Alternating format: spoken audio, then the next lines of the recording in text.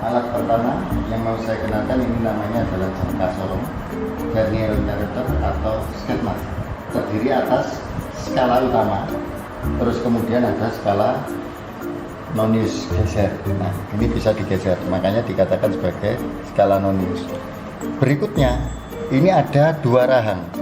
Rahang bagian atas ini, yang panjang ini untuk mengukur ketebalan sebuah benda seperti ini. Setelah terukur, nanti kita kunci. Nah, ini ada penguncinya. Kemudian ini bisa kita ambil, kita tinggal membaca hasil bancaannya saja. Oh, berapa yang dihasilkan. Nah, cara membacanya nanti kita bahas lebih lanjut. Kemudian rahang berikutnya ini adalah alat yang digunakan untuk mengukur jari-jari dalam atau diameter dalam. Jadi seperti ini. Nah, untuk mengukur bagian dalam.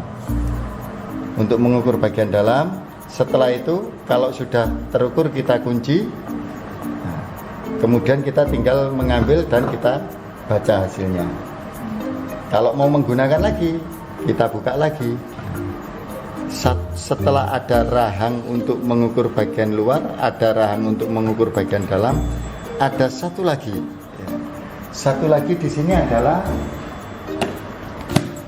untuk mengukur kedalaman. Jadi, loh, kenapa ini kok ada? Ini untuk mengukur kedalaman. Pada saat pas di sini menunjukkan angka 0, kalau kita ukur kedalamannya, tek.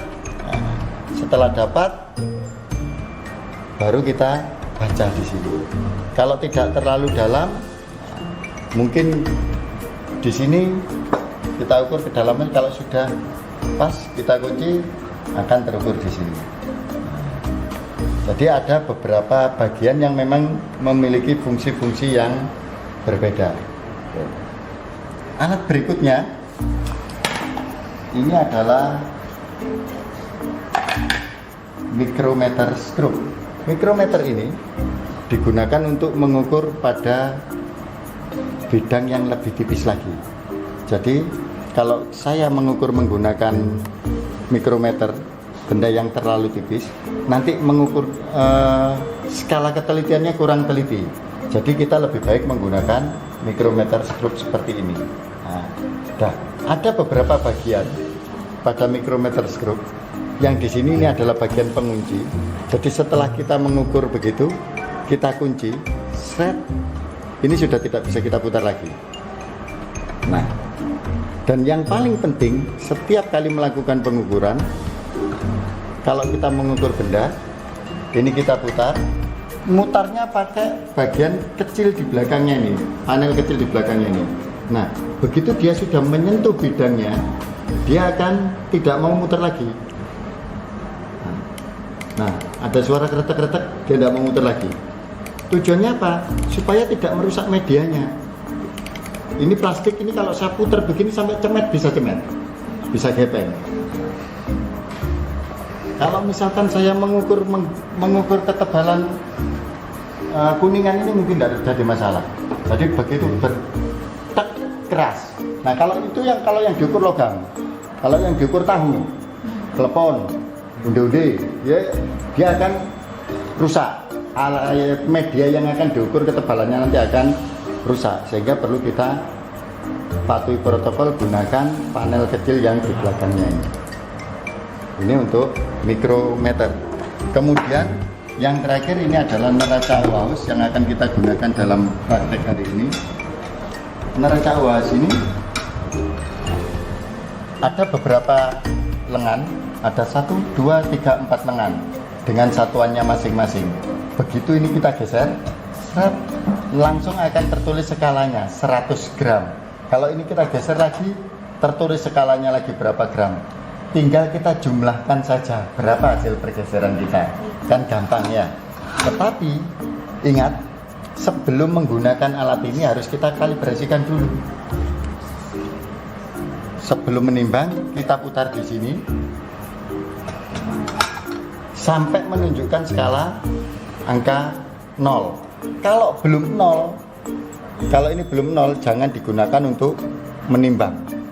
Kalau belum 0 jangan digunakan untuk menimbang. Kita putar lagi kalibratornya. Tujuannya apa? Kalau kita nimbang badan, bobot saya biasanya 40. Karena di sini sudah menunjukkan 50, begitu kita naik timbangan jadi 90. Kan ekstrim ya.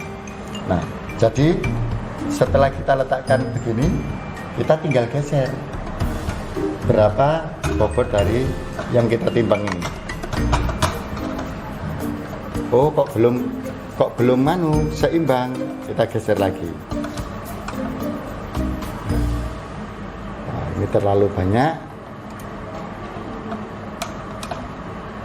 Nah, kalau belum, yang kecil kita geser lagi terus sampai seimbang dengan angka 0. Sampai di tengah-tengah seperti itu. Bentar. Ini siap. Sampai pas ini menunjukkan angka 0, terus kita tinggal jumlahkan saja. Ada berapa ini? 61 plus ya. 61 berapa itu? Berapa itu? 60 plus 1 plus 0,457 ya. 0, berapa? 447 ya. 0,47 kan ada skalanya. Ini seret satu klik. Ayo.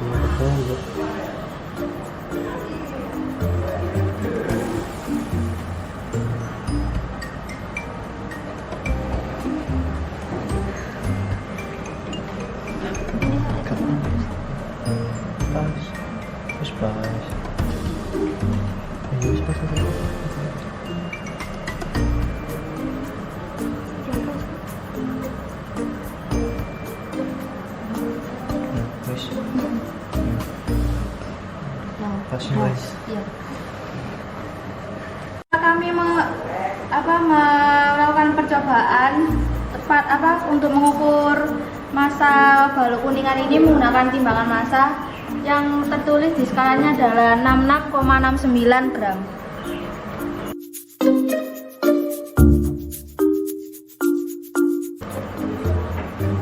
Kali ini saya akan mengukur silinder aluminium menggunakan alat micrometer screw.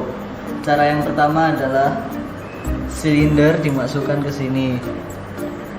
Cara kedua, bagian ujung dari micrometer screw diputar sampai berbunyi suara. Diputar sampai berbunyi suara.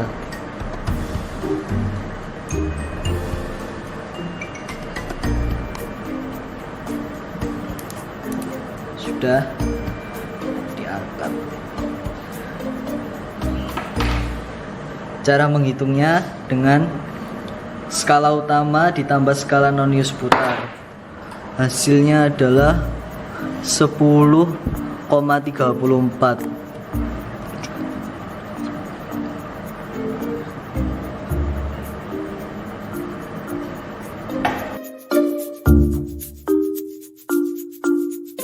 Di sini saya akan menjelaskan cara mengukur panjang silinder tembaga dengan menggunakan jangka sorong.